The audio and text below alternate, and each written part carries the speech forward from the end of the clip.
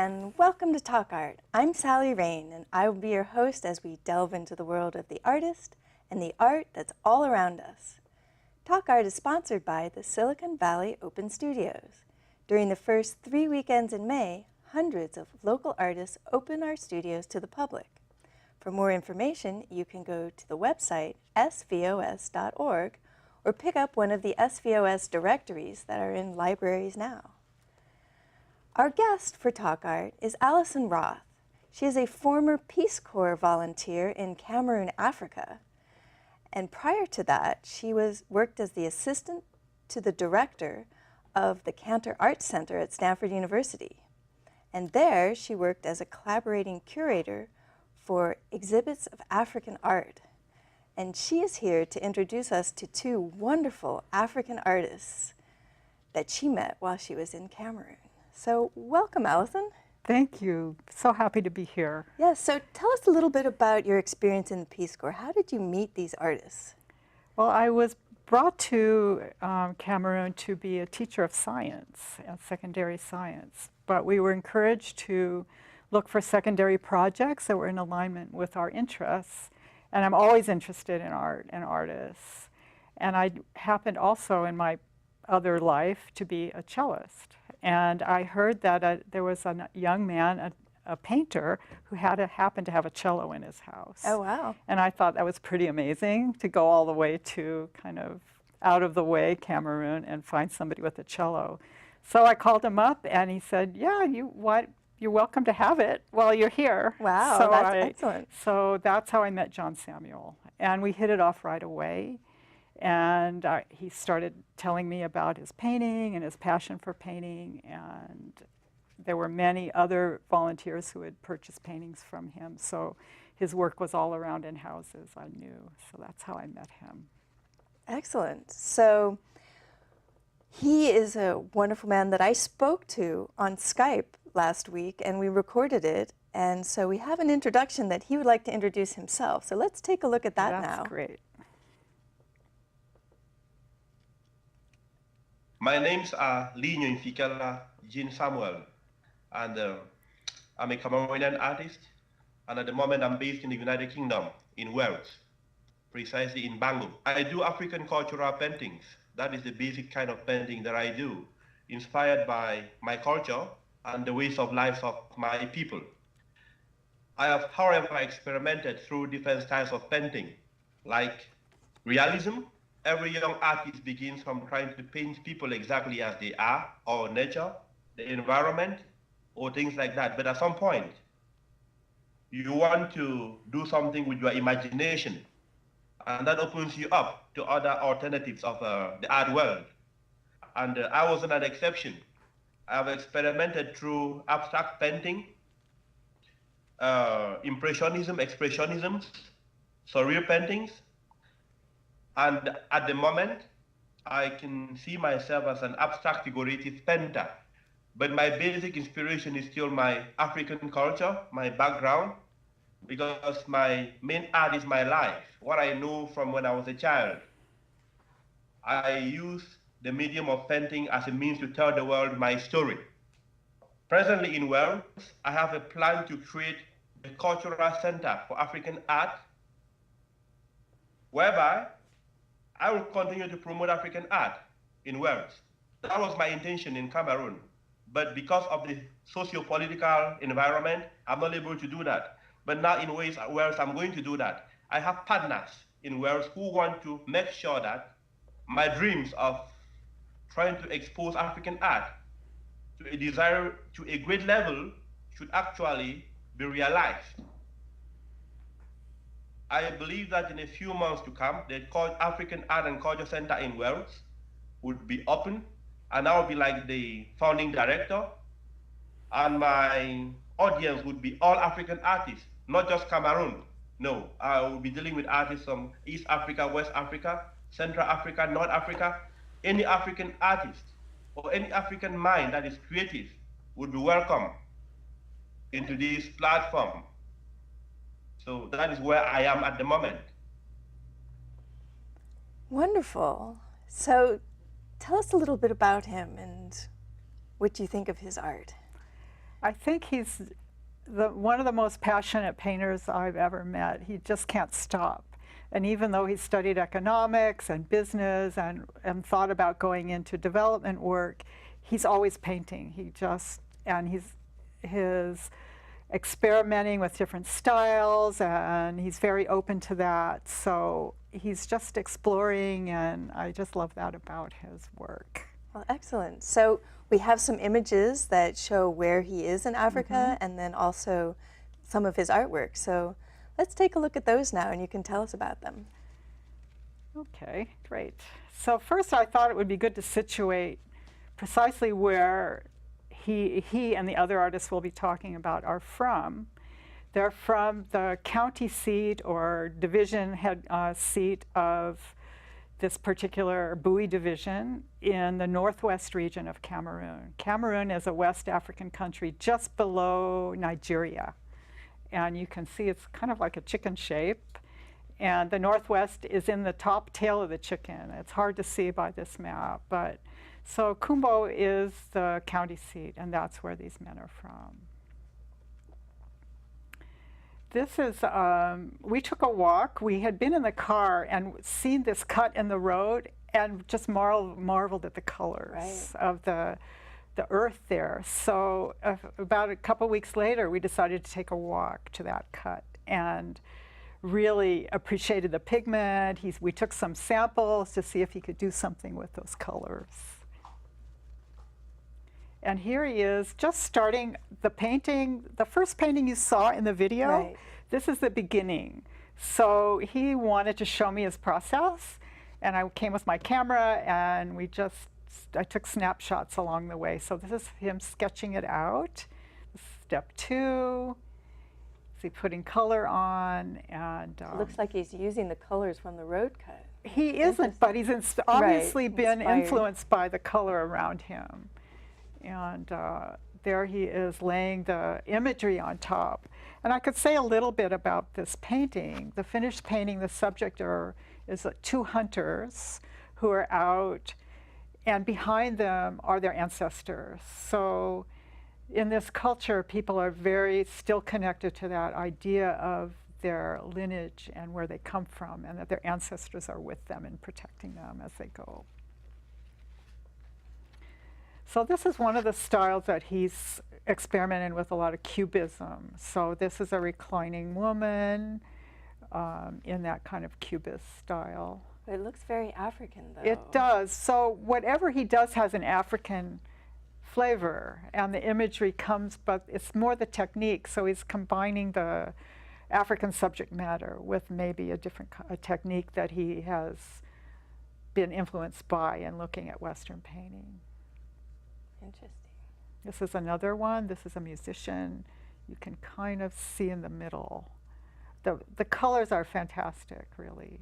Yeah, so he's using like very bright magenta and yellow and blue to create. It reminds me of like Georges Braque, only with color. Exactly. So there's his absolute persona in the painting, even though he's experimenting with styles he may have been influenced by from elsewhere. Here's another one in that kind of cubist idea, mother and child. And the mother and child is very important in the African culture. So women are always with their babies. And holding them that way. So now we're going to another place. John Samuel's done a lot of traveling, and for a time he was in South Sudan.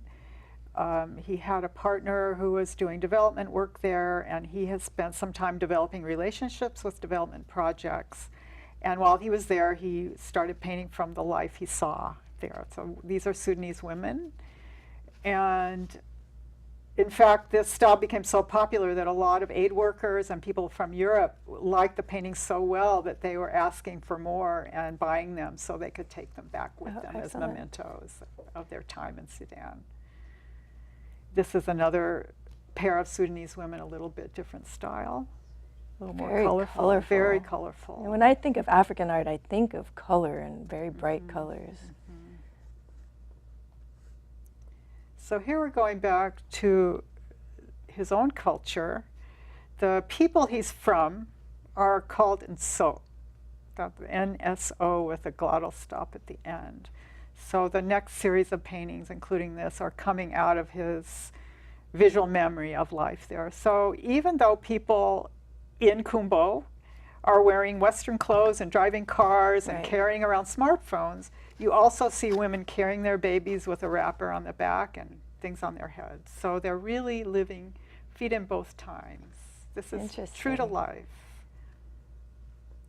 Here are men in the village. It's sort of a village scene, a little bit surreal. And the men who are probably gathering for a men's society meeting. Interesting. Also this fantastic color. More women carrying on their heads. That looks very African to Yes. me, the shapes of the heads and the way they carry themselves, absolutely, yes. And in order to walk with something like that on your head, you have to have amazing posture. So. And women are still carrying water on their Absolutely, heads. men and women. You can see a Yes. man carrying a whole log on their head walking down the road. Wow. It's quite amazing. And just another.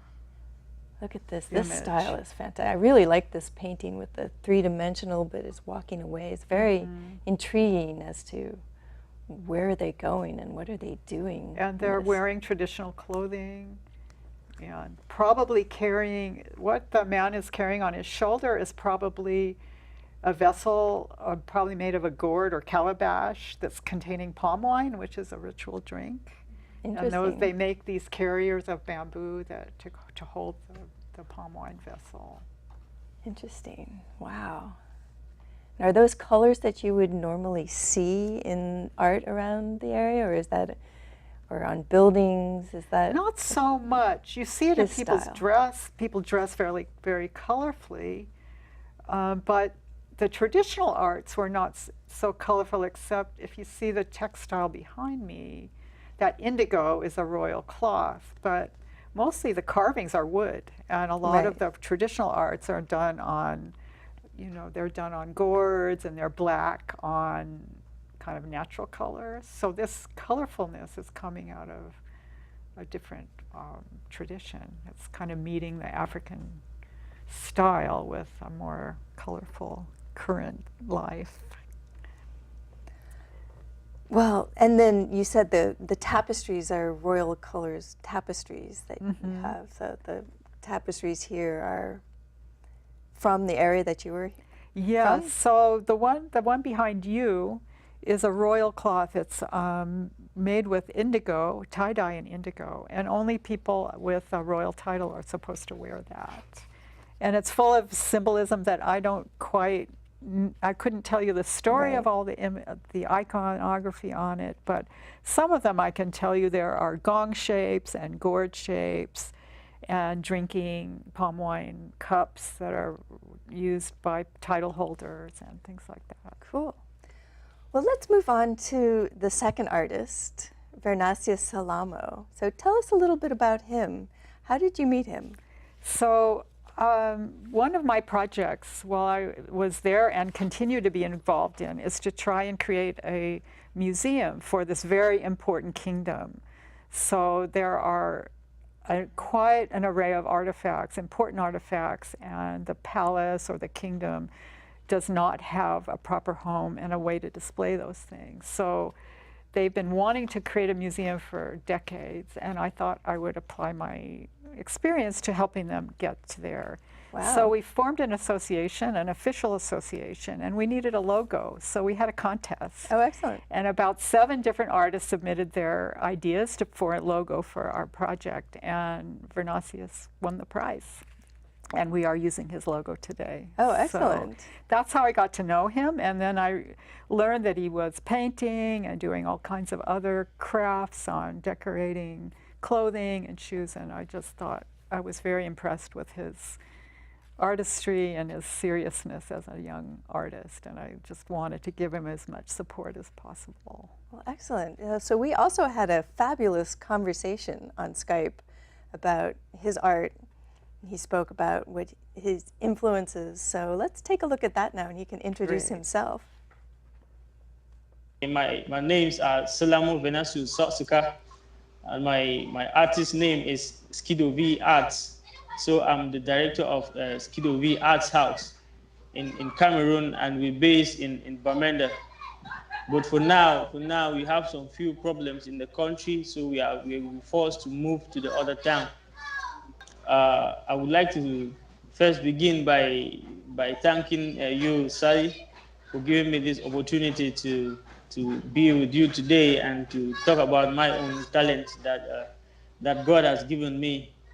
So I'm very much grateful, and I will say art is not something. It's very good. It's good to go in it, because art is life. For me, art is life. Art is everything about life to me. So when I hold my brush, I know that what I'm doing is something that will always make me feel happy. So we should not neglect art, but we should go in for art. For art is the real thing in life.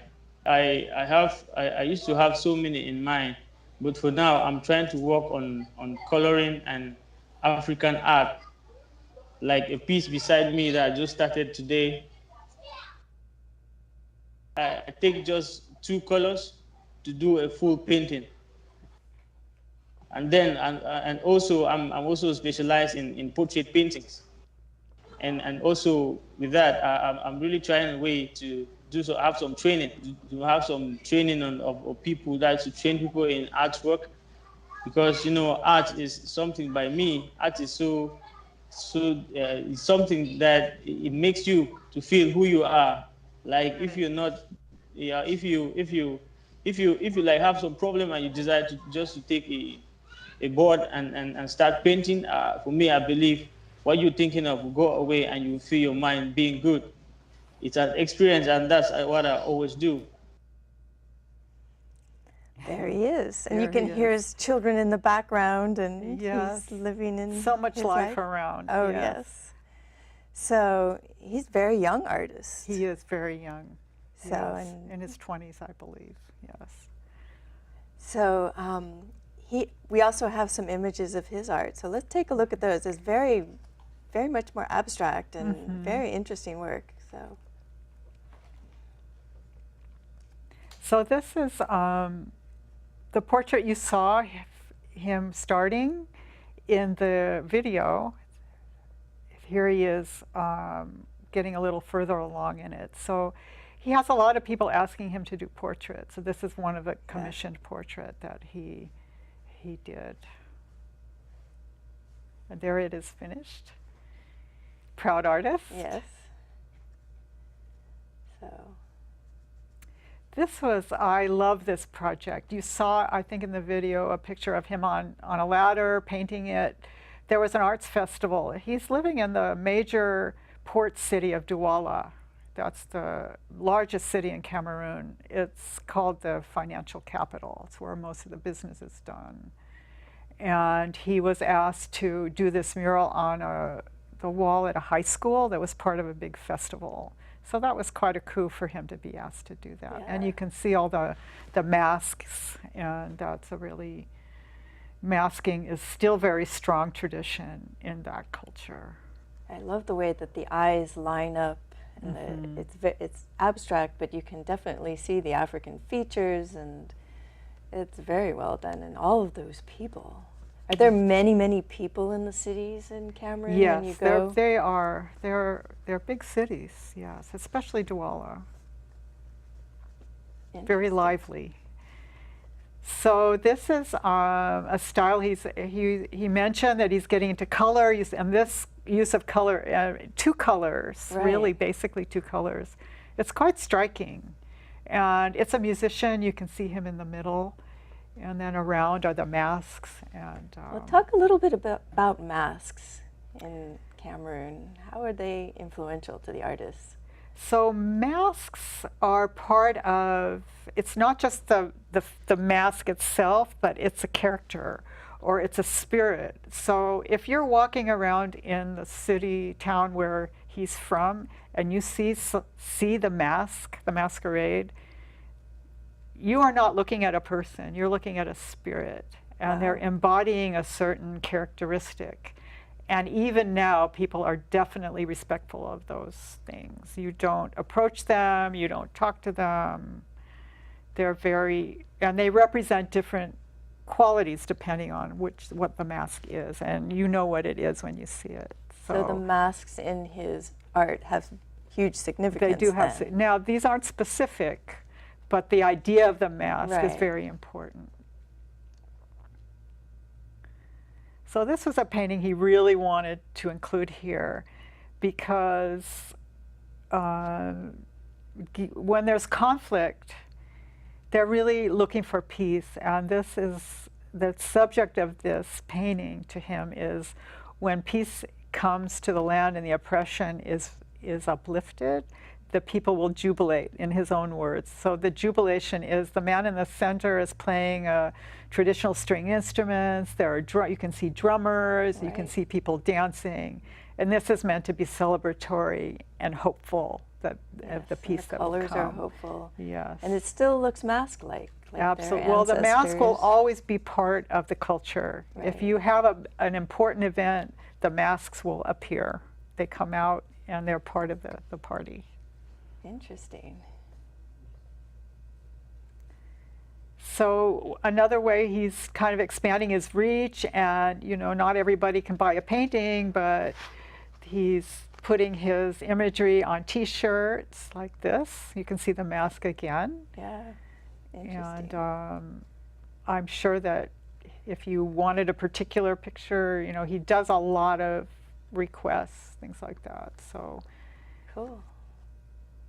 and then here, I'm very interested in this, decorating tennis shoes and other shoes with very traditional symbols. So the symbols that you see on these shoes, you will also see on the clothing and on the drape on the table. These are very traditional embroidery symbols. One of the Are they specific to the culture of the Cameroon people? yes, especially the Tikari people who spread out over the northwest and the west region.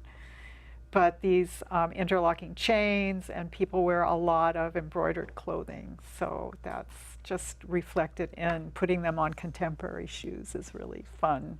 Yeah. And he does the painting. He does the the painting handwork on of the that. shoes. Excellent. Those are beautiful. Wow. So these two artists, are you planning on working with them in the future?